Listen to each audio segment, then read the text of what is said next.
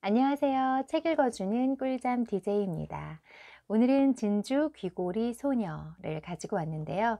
이 책은 아마 책으로 보신 분도 많으실 것 같고, 그리고 스칼렛 요한슨이 주인공을 맡은 영화로도 보신 분들이 많으실 것 같아요.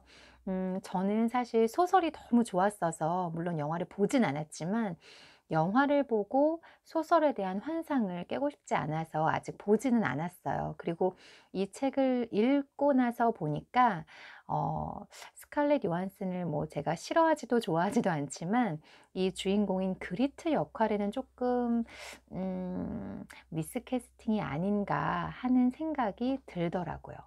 그보다는 좀 더 미스테리하고, 그리고 조금 신비로움을 가진, 그러면서도 좀 영민하고 영리한 예술적인 감각과 섬세함을 지닌 그런 그 캐릭터라고 생각이 되는데, 영화에서는 아마 그런 느낌의 배우가 이 그리트 역할을 맡은 것 같지는 않아요. 제 개인적인 생각이지만.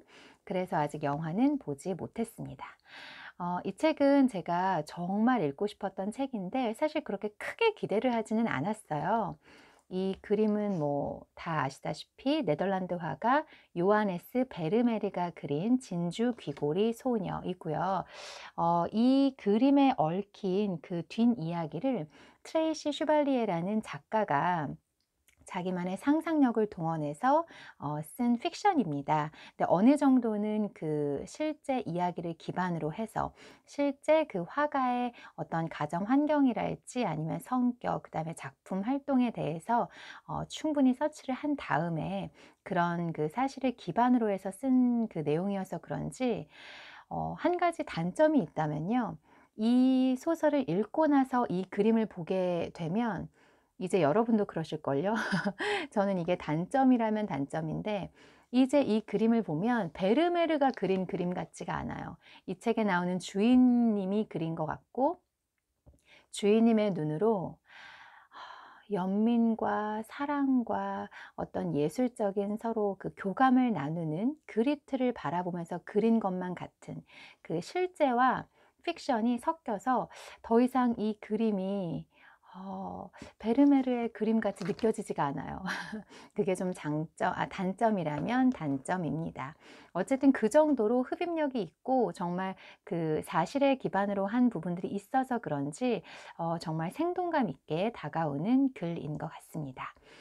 이 책도 역시요, 제가 앞부분에 그 트레이시 슈발리에가 쓴 머릿글부터 읽어 드릴게요. 그래야 훨씬 더 소설에 들어가시기가 편안하실 것 같아요. 몰입도 더 잘 되고. 네덜란드 화가 요하네스 베르메르가 그린 진주 귀걸이 소녀를 본 것은 내가 19살 때였다. 그 전에는 이 화가에 대해서 들어본 적이 없었다. 나는 미술에 대해서는 거의 알지 못했지만 이 그림에 즉시 빠져들고 말았다. 소녀의 머리를 감싼 푸르고 노란 아름다운 천, 도자기처럼 매끄러운 피부 위에 내려앉은 빛, 물기를 머금은 듯한 눈동자와 귀에 매달린 촉촉한 진주에 매료됐다. 나는 밖으로 나가 이 그림의 포스터를 사가지고 들어왔고, 이 그림은 이후 20년 동안 내가 어디에 살든 벽의 한 곳을 차지해왔다. 그림의 구도나 색, 빛은 여전히 멋지다. 하지만 나로 하여금 그림을 계속 바라보며 고민하게 한 것은 소녀의 얼굴에 어린 표정이었다. 소녀가 무슨 생각을 하는지 분명히 말할 수가 없었다. 행복한가? 아니면 슬픈가? 믿고 마음을 놓은 것일까? 아니면 두려워하는 것일까? 순진한 여자일까? 아니면 달고 다른 여자일까? 베르메르는 수많은 감정들 사이에 소녀를 가둬두는데 기적적으로 성공했다. 지난 세월 동안 소녀의 표정에 떠오른 모호함이 이 그림을 항상 새롭게 하고 살아있게 만들었다. 어느 날 그림을 다시 한번 보다가 갑자기 이런 생각이 들었다. 소녀를 저렇게 보이도록 하기 위해 베르메르는 그녀에게 무엇을 했을까? 화가와 모델 사이에 어떤 유대가 있는 것이 분명했다. 소녀는 베르메르 때문에 이런 표정을 지었다는 느낌이 들었다. 난 이 두 사람 사이의 관계를 좀 더 알고 싶었다. 그래서 베르메르에 관한 모든 자료를 읽기 시작했다. 하지만 화가에 대해서 알려진 것은 거의 없었다. 더구나 그림에 나온 모델은 완벽하게 베일에 가려져 있었다. 소녀는 누구든지 될 수 있었다. 딸, 이웃, 하녀. 놀라운 일이긴 했지만 아무도 이 소녀가 누구인지 모른다는 사실 때문에 난 즐거웠다. 그건 내가 상상하는 대로 글을 쓸 수 있다는 의미였던 것이다. 베르메르에 관해 알려진 몇 가지 사실은 다음과 같다. 그는 1632년 네덜란드 델프트에서 태어났고 평생을 거기서 살았다. 1652년에 베르메르는 화가들의 길드에 들어갔는데 이것은 그가 공식적인 그림 훈련에 마쳤음을 의미한다. 같은 해에 그는 부유한 카톨릭 집안의 여자인 카타리나 볼레스와 결혼했다. 베르메르 가족은 개신교였기 때문에 베르메르가 카톨릭으로 개종한 이유는 카타리나와 결혼하기 위해서인 것으로 여겨진다. 그는 한동안 장모의 집에서 함께 살았고 15명의 아이들을 낳았다. 그중 넷은 어릴 때 죽었다. 이 앞부분을 읽어드리는 이유가 바로 실제로 이 소설에서 부인의 이름도 카타리나라고 나오고 그리고 카타리나 집이 제법 부유하고 그리고 그 장모, 즉 카타리나의 엄마 베르메르의 장모님이죠. 실제로 장모님과 함께 살고 있습니다. 아이도 실제로 이 소설 속에서 굉장히 많이 등장을 하고요. 계속해서 출산을 해요, 카타리나가. 베르메르의 작업 속도는 아주 느렸다. 오직 35점의 작품만이 남아있을 뿐이다. 그는 또한 미술 거래상이었으며 2번이나 길드의 대표를 지냈다. 베르메르는 여러 차례 빚에 시달렸고 1675년 43세의 나이로 갑자기 죽었다. 아마도 스트레스로 인한 심장 발작이나 뇌일혈 때문일 것으로 짐작된다. 이런 몇 가지 사실들만으로는 소설의 밑바탕을 이루기에 충분치가 않았다. 하지만 대신에 베르메르의 작품들이 풍부한 영감의 원천이 되어주었다. 그 속에는 이야기와 인물들, 일상생활의 세세한 부분들이 담겨 있었다. 그 중에서도 가장 중요한 것은 내 글에 반영하려고 노력했던 간결하고 분명하게 세상을 보는 베르메르의 방식이었다. 베르메르는 적을수록 더 낫다는 것을 내게 가르쳤다. 그리고 그 이후 나는 이 미학의 원리를 연습해오고 있다. 아까 요 앞에서 작품이 오로지 35점만이 남아있다고 했잖아요. 사실 굉장히 그 적은 수인데 그 그림들의 일부분을 이 작가가 이 책 안에 녹여서 베르메르가 어떤 상황에서 어떻게 그 그림을 그리게 됐는지를 자기만의 상상력으로 지어서 나타내고 있어요. 그 부분도 저는 정말 기발하고 천재적인 작가다라는 생각이 들더라고요. 전혀 생뚱맞지가 않고 이건 누가 봐도 그럴 법한데? 라는 생각을 들게 하는 그런 일화들입니다. 나는 베르메르 전문가가 되겠다고 생각해 본 적도 없고 또 예술사가도 아니다. 작가로서의 나의 기본적인 목표는 독자들이 무슨 일이 일어났는가를 알아내기 위해 계속 책장을 넘기도록 늦게까지 잡아두는 그런 좋은 이야기를 쓰는 것이다. 하지만 이 책을 읽는 것은 또한 베르메르의 세계로 들어가는 길이기도 하다. 이 책을 읽은 후에 여러분이 베르메르의 작품들을 더 자세히 들여다보게 된다면 나는 만족스러울 것이다. 진주 귀걸이 소녀는 내게 여전히 강력한 신비를 간직하고 있다. 소녀의 얼굴의 어린 표정에 사로잡혀 소설을 썼지만 나는 아직도 그녀가 무슨 생각을 하는지 모른다. 그리고 결코 알지 못하게 되기를 바란다. 2003년 8월 트레이시 슈발리에. 트레이시 슈발리에는 성공했습니다.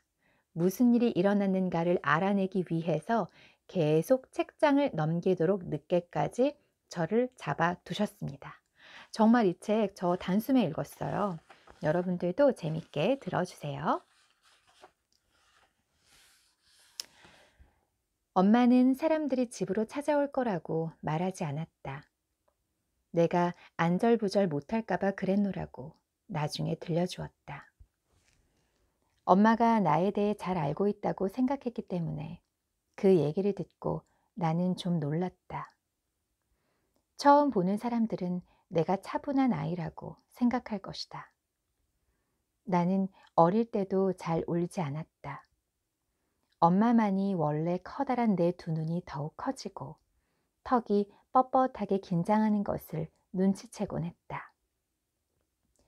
부엌에서 야채를 썰고 있는데 현관 밖에서 목소리들이 들려왔다.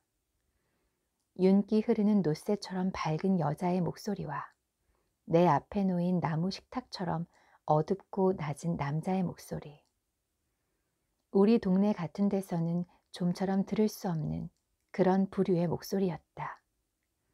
나는 그 목소리들에서 값비싼 카펫과 책, 진주와 모피의 소리를 들을 수 있었다.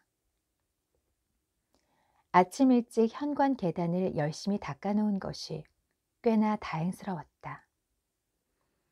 냄비나 주전자 같은 엄마의 목소리가 응접실에서부터 가까워지고 있었다. 사람들이 부엌으로 오고 있는 것이다.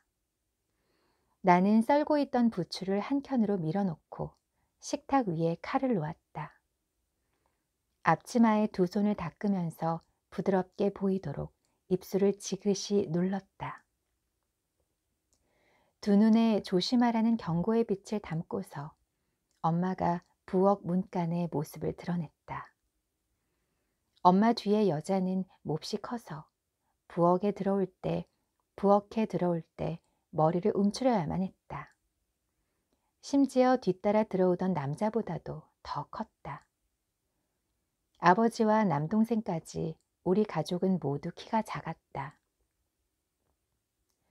바람 한 점 없는 고요한 날이었지만 여자는 바람에 날려갈 것처럼 보였다. 비스듬히 기울여 쓴 여자의 모자 밖으로는 곱슬곱슬한 금발 머리카락 몇 올이 빠져나와 조바심 내는 여자의 손에 서너 번 찰싹 얻어맞은 꿀벌들처럼 이마 위에 매달려 흔들리고 있었다. 칼라는 빳빳하지 않아 다림질이 필요해 보였다. 여자가 회색 망토를 어깨 너머로 젖혔을 때 짙푸른 드레스 아래로 아기가 자라고 있다는 것을 알 수 있었다. 아마 올해 말 아니면 그 전쯤에 나오지 않을까? 때론 환하게 빛나다가 때론 어둡게 가라앉고 나는 여자의 얼굴은 달걀 모양의 접시 같았다. 눈은 금발의 머리를 가진 사람한테서는 거의 본 적이 없는 연한 갈색 단추 빛깔이었다. 여자는 나를 관찰하려고 열심히 애를 썼지만 눈길이 자꾸 부엌 이쪽 저쪽으로 쏠리는 바람에 주의를 집중시키지 못하고 있었다. 얘가 바로 그 아이로군. 여자가 불쑥 말했다. 제 딸 그리트랍니다. 엄마가 대답했다. 나는 여자와 남자에게 정중하게 고개를 숙였다. 글쎄, 그리 커 보이진 않네. 튼튼하긴 할까 몰라. 여자가 남자를 향해 돌아서는 순간 여자의 망토자락이 내가 놓아둔 칼의 손잡이를 건드렸다. 칼은 식탁에서 바닥으로 떨어져 마루를 대굴대굴 굴러갔다. 여자가 비명을 질러댔다. 카타리나. 남자가 마치 입안에 계피를 머금은 듯한 목소리로 조용히 여자의 이름을 불렀다. 여자는 비명을 멈추고는 진정하려고 애를 썼다. 나는 칼을 집어들어 앞치마로 나를 닦은 후 식탁 위에 놓았다. 칼이 떨어지면서 내가 단정히 모아놓았던 야채들이 흩어졌다. 나는 흐트러진 당근 조각 몇 개를 다시 제자리에 갖다 놓았다. 남자는 이런 나의 행동을 지켜보고 있었다. 남자의 눈은 바다처럼 어두운 회색이었다.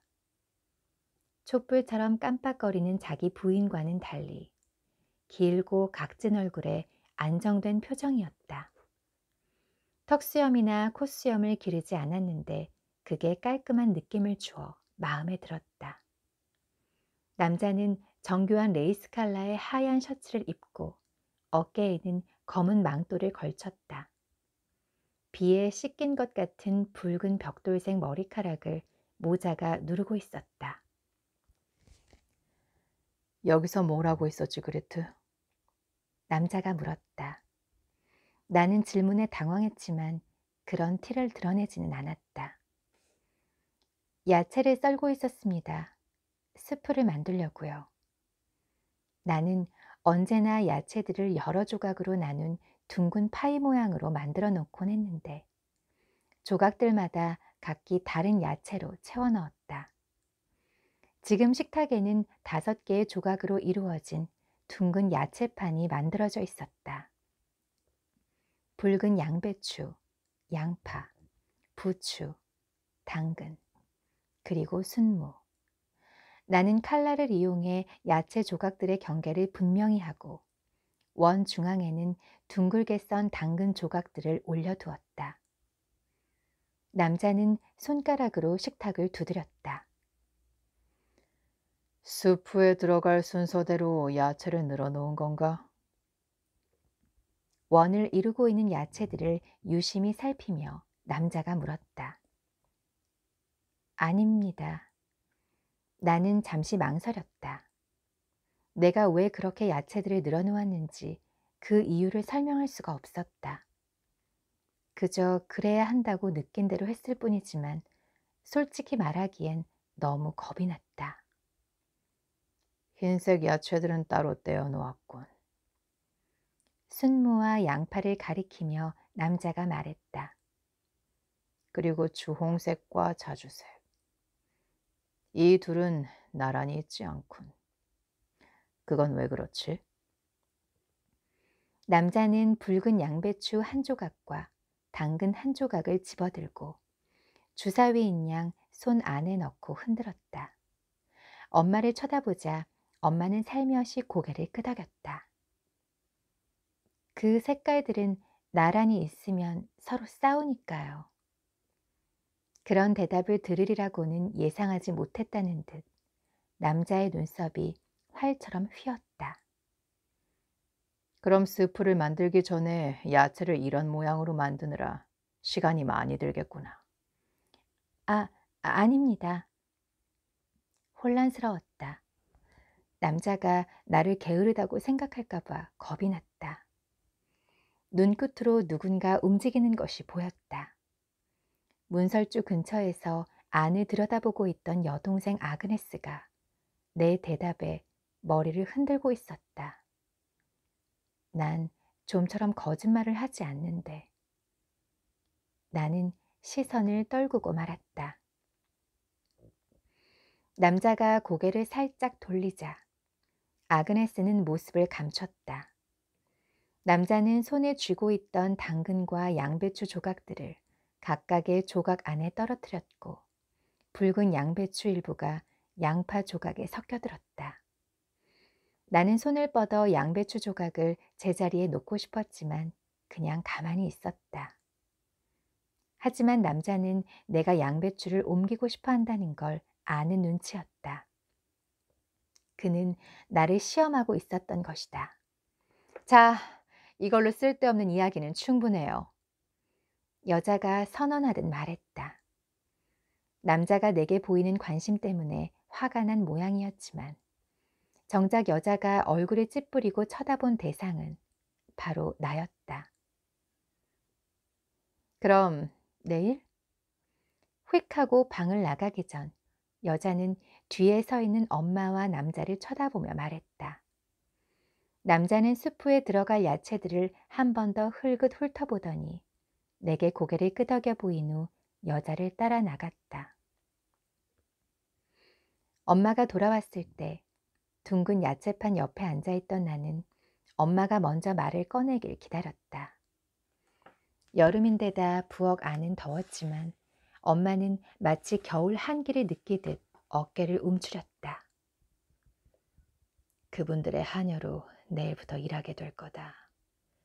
네가 잘 해낸다면 하루에 8스타 위번은 받게 될 거야.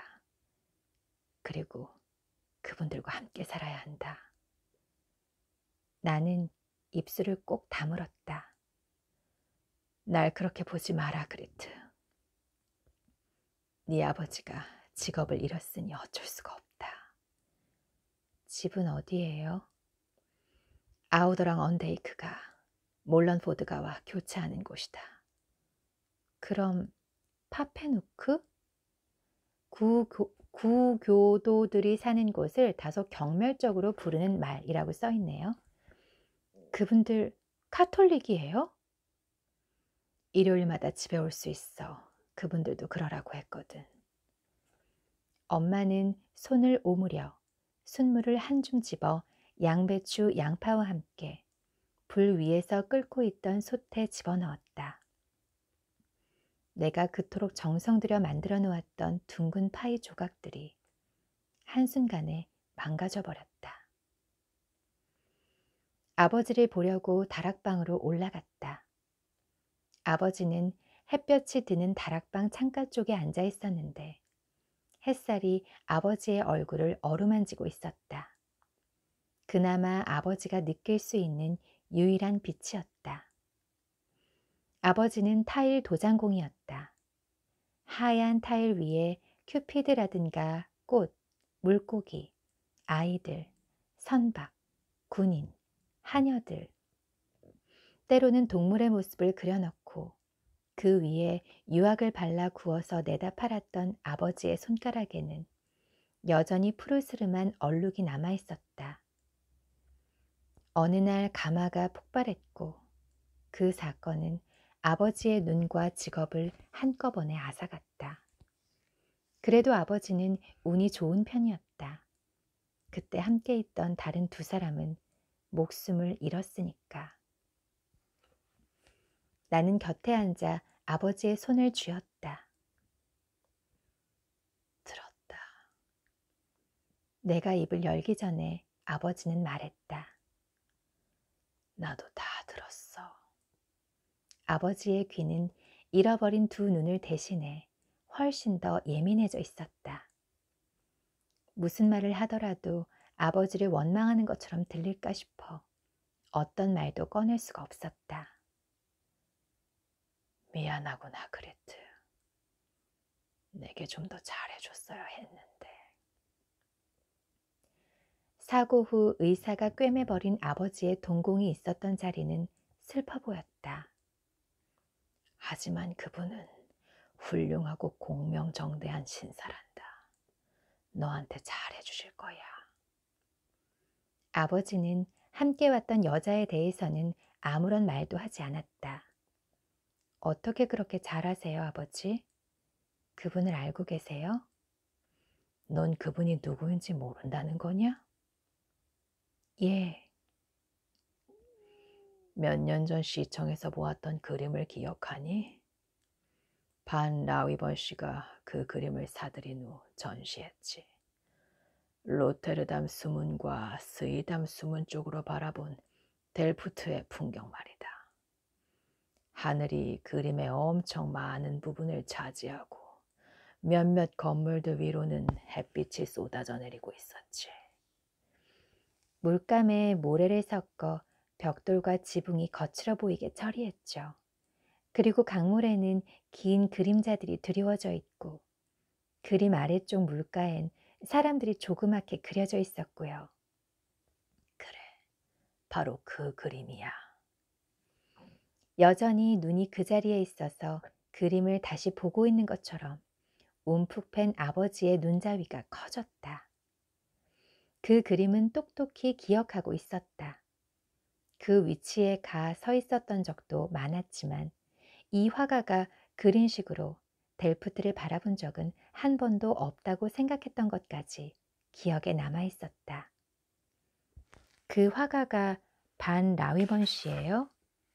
그 후원자? 아버지는 웃음을 터뜨렸다. 아니야, 아니야, 얘야. 그 사람이 아니다. 화가는 베르메르 씨야. 아까 집에 온 손님들이 요하네스 베르메르 씨와 그분의 아내란다. 넌 그분의 화실을 청소하게 될 거야.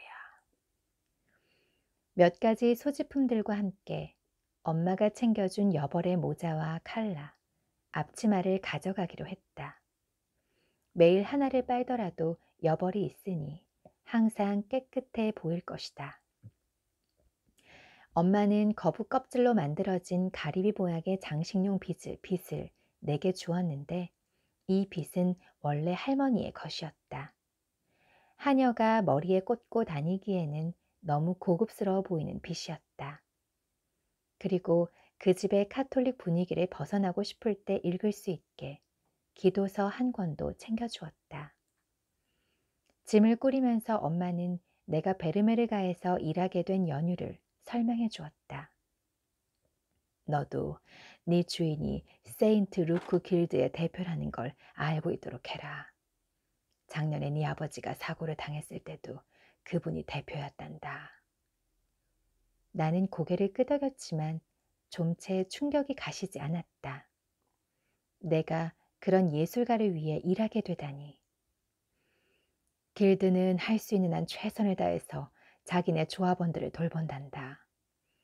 아버지가 수년 동안 매주 돈을 넣어두던 상자를 기억하니? 그 돈은 사정이 어려운 조합원들에게 가는 것인데 그동안은 우리가 받아왔지. 하지만 이젠 그 혜택을 못 받게 됐어. 너도 알다시피 프랑스는 지금 도제살이 중이고 더 이상 집에 들어올 돈은 없어. 우린 선택의 여지가 없단다. 구제기금 외에 다른 살아갈 방도가 없다면 몰라도 아직 그런 데는 기대고 싶지 않구나. 베르메르 씨가 화실의 물건을 건드리지 않고 방을 청소할 하녀를 구한다고 했는데 그 얘기를 듣고 네 아버지가 널 추천했단다. 베르메르 씨는 길드 대표니까 우리 사정을 잘 아실 테고 기꺼이 우리를 도우실 거라고 생각하면서 말이다. 나는 엄마의 얘기를 꼼꼼히 듣고 있었다. 어떻게 물건을 하나도 안 건드리고 방을 치울 수가 있어요? 물론 물건들을 옮겨야겠지. 하지만 전혀 건드리지 않은 것처럼 다시 제자리에 정확히 두는 방법을 찾아야지. 앞을 못 보는 아버지를 위해서 네가 지금 하고 있듯이 말이야. 사고 이후 우리는 아버지가 언제든 찾을 수 있게 아버지가 아는 곳에 물건을 두는 습관을 들였다. 그런데 앞을 못 보는 아버지에겐 그 방법이 통하겠지만 화가의 눈을 가진 사람에겐 전혀 다른 방법이 필요할 것이다. 아, 재밌지 않나요? 오늘 제가 배경으로 이렇게 걸어둔 이 작품은 키미앤 일리라는 그 화가가 그린 작품입니다. 사실 이 진주귀걸이 소녀는 조금 어둡다면 어두운 내용이잖아요. 이 책에 나오는 그 베르메르가 그린 그림들도 사실 그렇게 굉장히 밝고 명랑한 그런 느낌은 아니에요, 사실. 근데 제가 이 그리트가 엄마랑 같이 있었던 그 요하네스 부부가 처음 찾아왔을 때 만나게 됐던 그리트네 가족의 부엌에 있었던 그 어떤 느낌이 그냥 이렇게 뭐 치즈도 있고 그리고 칼도 있고 여러 가지 야채들도 있고 그런 느낌이라고 해서 너무 단순하죠, 이유가. 그래서 이 부엌 그림을 제가 한번 배경으로 갖다 놔 봤습니다. 근데 사실 요런 느낌은 아니었을 거예요. 야채나 뭐 치즈나 이런 건 있었겠지만 이렇게 밝고 햇빛이 잘 들어오고 아주 발랄한 색감의 그런 부엌은 당연히 아니었을 거예요. 그리고 좀 더 이어서 읽어 드릴게요. 아그네스는 손님들이 다녀간 후 아무 말도 하지 않았다. 그날 밤 침대로 가서 옆에 누웠을 때 아그네스는 내게 등을 돌리지는 않았지만 여전히 입을 열지 않았다. 동생은 누워 천장만 쳐다보고 있었다. 촛불을 불어 끄자 깜깜해져 아무것도 보이지 않았다. 나는 동생을 향해 돌아누웠다. 나도 집을 떠나는 게 싫어. 하지만 그래야만 해. 우린 돈이 필요해. 아빠가 일을 하실 수 없는 지금 우리에겐 아무것도 없거든. 하루에 8스타위버는 그리 많은 돈이 아니잖아. 목구멍에 거미집이 덮이기라도 한 듯 동생의 목소리는 쉬어 있었다. 그래도 그 돈이면 우리 식구가 먹을 빵은 살 수 있을 거야.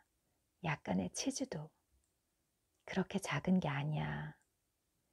난 외톨이가 될 거야. 모두들 날 남겨두고 떠나니까. 처음엔 오빠, 그 다음엔 언니. 작년에 남동생 프란스가 집을 떠났을 때 식구들 중에 가장 서운했던 사람은 아그네스였다. 둘은 고양이처럼 항상 서로 으르렁거렸지만 프란스가 떠난 후 한동안 아그네스는 우울해했다. 우리 삼남매 중에서 가장 어린 아그네스는 10살이었다.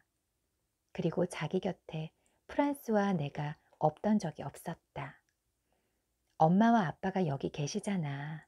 나도 일요일마다 집에 올 거고. 그리고 프란스가 떠났을 때는 놀랄 일도 아니었잖아. 프란스가 13살이 되면 도제살이를 위해 집을 떠날 거라는 사실은 식구들 모두가 몇 년 전부터 알고 있었다. 아버지는 프란스의 도제살이 비용을 대기 위해 열심히 돈을 모았고, 프란스가 새로운 기술을 배워서 돌아오면 둘이서 함께 타일 공장을 차릴 거라고 입에 달고 다녔으니까. 이제 아버지는 창가에 앉아 미래에 대해서는 입도 번긋하지 않았다. 사고가 난 뒤 프란스는 이틀 동안 집에 와 있었는데 그 이후론 집에 오지 않았다. 프란스를 마지막으로 본 것은 내가 마을을 가로질러 동생이 도제를 살고 있는 공장으로 찾아간 때였다. 프란스는 지쳐 보였고 가마에서 타일을 꺼내다 입은 화상 자국이 팔 여기저기에 나 있었다. 프란스는 이른 새벽부터 밤 늦게까지 일한다며 너무 피곤해서 밥 먹을 기운조차 없다고 했다. 이 일이 이렇게 힘들다고 얘기한 적이 한 번도 없으셔. 아빠 말이야. 동생은 원망하듯 중얼거렸다. 아빠는 항상 도제살이가 자신을 일군 밑받침이 되었다고 말했는데. 아마도 그랬겠지. 그게 지금의 아빠 모습을 만들었을 거야. 그때 나는 이렇게 대꾸했다. 다음 날 아침, 내가 떠날 준비를 마쳤을 때 아버지는 벽을 더듬어 방향을 가늠해 가며 현관 계단으로 조심조심 발을 끌면서 내려왔다. 나는 엄마와 동생을 껴안았다. 금방 일요일이 돌아올 거야. 엄마가 말했다. 아버지는 손수건에 싼 뭔가를 내게 건네주었다. 이걸 보며 집이랑 우릴 생각하거라. 아버지가 만든 타일들 중에서 내가 가장 좋아하는 것이었다. 집에 있는 아버지의 타일들은 대부분 어딘가 이가 나갔거나 일그러졌거나 아니면 가마가 너무 뜨거워서 타일의 그림이 뭉개져 있는 경우가 많았다. 하지만 이것만은 아버지가 우리를 위해서 특별히 간직해둔 것이었다. 거기에는 소년과 누나로 보이는 소녀를 그린 단순한 그림이 담겨 있었다. 이 아이들은 보통의 타일 속에 등장하는 아이들과 달리 장난을 치고 있지 않았다. 프란스와 내가 함께 길을 걸을 때처럼 그냥 단지 걸어가고 있었다. 아버지는 이 그림을 그릴 때 분명히 프란스와 나를 생각했을 것이다. 소녀는 소녀보다 조금 앞서 걷고 있었는데 뭔가를 말하려는 듯 뒤를 돌아보고 있었다. 소년의 얼굴에는 장난기가 가득했고 머리는 부스스했다. 소년은 내가 쓰는 것과 같은 모자를 쓰고 있었는데 목 뒤나 턱 밑에 끈을 매는 다른 소녀들의 모자와는 달랐다. 나는 얼굴 주위로 넓은 태가 달린 하얀 모자를 좋아했다. 머리카락을 모두 덮을 수 있는 데다 얼굴 양쪽으로 모자 끝이 내려와 있어 누군가 옆에서 보더라도 표정을 감출 수 있었다. 나는 감자 껍질과 함께 삶아 빳빳이 풀을 먹인 모자를 좋아했다. 앞치마에다 소지품들을 싸들고 집을 나섰다. 이른 아침이었지만 이웃들은 자기네 집 앞과 계단에 물을 뿌리며 청소를 하고 있었다. 앞으로는 내가 하던 다른 일들과 함께 저 일도 아그네스가 하게 되겠지. 동생은 운하나 동네에서 놀 수 있는 시간이 줄어들 것이다. 동생의 생활 또한 변하고 있었다. 이제 그리트가 마을을 지나서 드디어 그 화가의 집으로, 주인님의 집으로 들어가는 그 시점에 놓여 있습니다. 재밌지 않나요? 저는 너무 재밌는데. 근데 보면 저희 구독자 여러분들께서 우당탕탕하는 얘기를 더 좋아하시는 것 같아요. 그 작은 아씨들이나 또 네덜란드, 그 갑자기 이름이 기억이, 파트라슈. 그런 책들보다는 그 에이버니의 앤이나 또는 안녕 앤이나 그런 쪽의 책들을, 하이디 같은 그런 우당탕탕, 쿵쾅, 발랄 이런 얘기들, 에피소드가 가득한 그런 얘기들을 좀 더 좋아하시는 것 같은데, 오늘은 진주 귀걸이 소녀를 한번 읽어드려 봤습니다. 제가 재밌었던 책이라 들으시는 분들도 좋아해 주셨으면 좋겠는데요. 이 책은, 이 영상은, 이 오디오는 주무시면서 조용히 들으시면 좋을 것 같아요. 왜 이게 잘 때 들을 수 있는 오디오북이랑 산책하거나 뭔가 이렇게 집안일 하면서 들을 수 있는 오디오북이 조금 그 차이가 있잖아요. 요거는 잔잔하게 조용히 라디오처럼 이렇게 배경처럼 틀어놓으시면 좋지 않을까 하는 생각을 해봅니다. 감사하고요. 다음 시간에 또 오겠습니다.